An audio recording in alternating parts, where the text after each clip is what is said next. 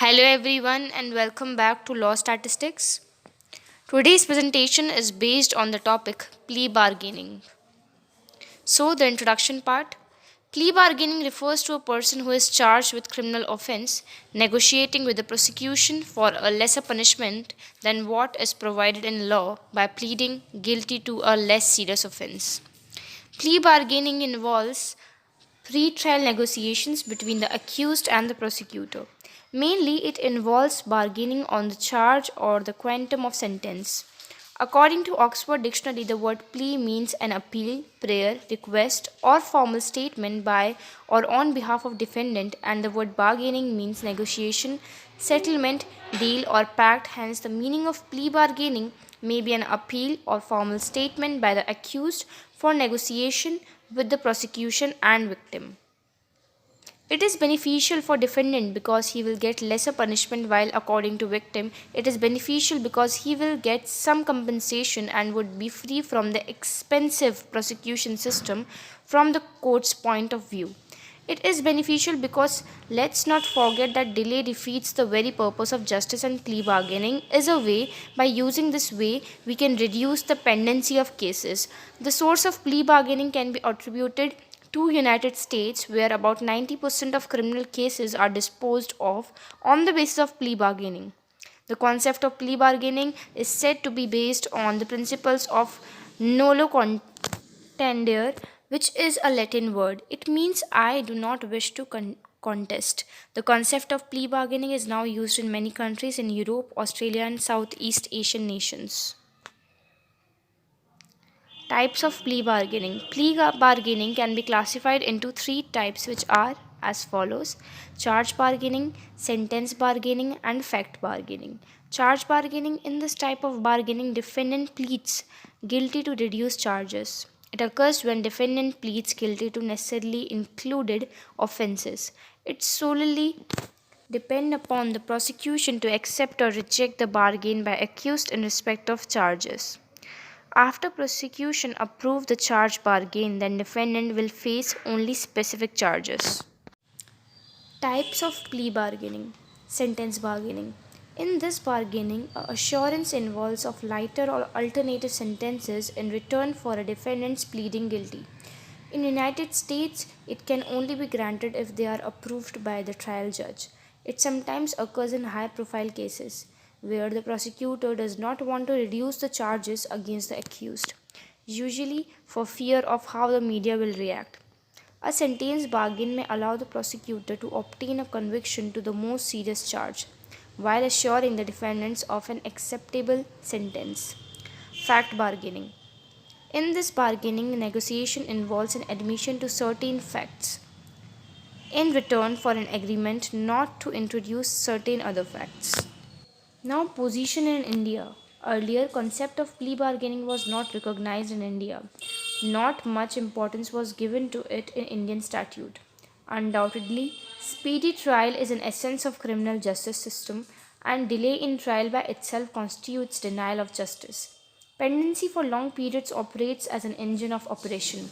In order to reduce the delay in disposing of criminal cases, the Law Commission recommended introduction of plea bargaining as an alternative method to deal with huge arrears of criminal cases. In 142nd Law Commission of India consider this concept should be introduced in criminal justice system of India for the first time, and later on the 154th Law Commission report, Law Commission suggested to adopt concept of plea bargaining in Indian criminal law system for disposal of huge backlog of cases. This recommendation of 154th Law Commission report was supported by Malimath Committee Report 2003 for introducing system of plea bargaining in Indian criminal justice system. Considering all the recommendations and suggestions through Criminal Law Act 2005, Indian Parliament introduced provisions of plea bargaining in Code of Criminal Procedure. After its enforcement in 2006, measure of plea bargaining is working in all subordinate criminal code. Plea bargaining is a concept of criminal law added by amendment in Code of Criminal Procedure 1973. It was added through amendment of 2005.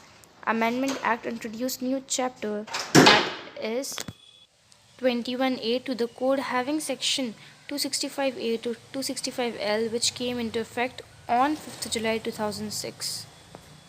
Also, cases related to plea bargaining. In case of Vijay Moses Das versus CBI, the Uttarakhand High Court in March 2010 allowed the concept of plea bargaining, wherein accused was charged under Section 420, 468, 471 of IPC. In this said case, accused supplied inferior material to ONGC and that too at wrong port, which caused immense losses to ONGC. Then investigation was done through CBI by lodging a criminal case against the accused. Notwithstanding the fact that ONGC and CBI had no objection to the plea bargaining application, the trial court rejected the application on the ground that the affidavit under Section 265B was not filed by the accused and also the compensation was not fixed. The Honorable High Court allowed the MISC application by directing the trial court to accept the plea bargaining application. In the case of Sakti Padogope versus the state of Jharkhand 2003 case, the Jharkhand High Court has set an example by reducing the sentence, applying provisions of plea bargaining to offence under Section 148 of IPC. In Government of NCT of Delhi versus Robin Singh, the Delhi High Court noted its optimism about the future of plea bargaining, observing, "Today, with plea bargaining being a well-recognized facet of the administration of criminal law and a part of criminal jurisprudence in India, we do perceive a large number of cases involving thousands and thousands throughout the country appearing before the summary courts and paying small amounts of fine. More often than not, as a measure of plea bargaining, foremost would be amongst them petty crimes committed mostly by young and or the inexperienced. Some may even undergo a petty sentence of imprisonment for a week or so." In the case of Gujarat, State of Gujarat versus Jayantibhai Chaturbhai Patel 2010, when the accused were charged with offences under Section 3, 5 and 7 of the Immoral Traffic Act of 1956 and summons were ordered to be issued on the same date, accused filed their wakalatnama on the same date. They pleaded guilty and the court recorded it on the same date and imposed minor fine and imprisonment of 10 years on the same date. Advantages of to plea bargaining. It provides quick relief to victim. It saves time and saves from long judicial process. Victims can get compensation which depend upon the discretion of magistrate. It provides for lesser punishment. Accused may be released on probation or admonition as provided in the Act. It ends uncertainty as provides no provision for appeal except special leave petition and writ petition if decision is in favor of accused. It provides complete protection to accused as to admission of guilt. It will not be used for any other purposes except plea bargaining. Period of custody be set off against punishment inflicted upon accused. It helps to reduce heavy backlog of cases. Now is the conclusion part. Concept of plea bargaining is disputed as there were many opinions regarding it. For few people it was welcoming and few have abandoned it. Those welcomed it give an opinion that it helps to reduce heavy backlog of cases pending and will also reduce congestion in jail. Those abandoned it argued that it is providing more benefit to accused and denied it as socio-economic conditions of every country is different as the concept was adopted from United States of America. So there is huge difference between conditions of these two countries. Disadvantages of to plea bargaining.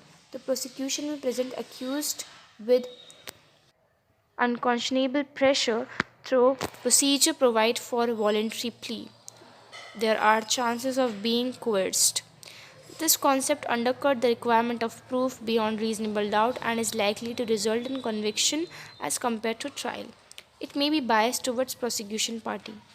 Lastly, if decision is against the accused, it does not provide chance of an appeal. That's all for today's presentation. Thank you and have a great day ahead.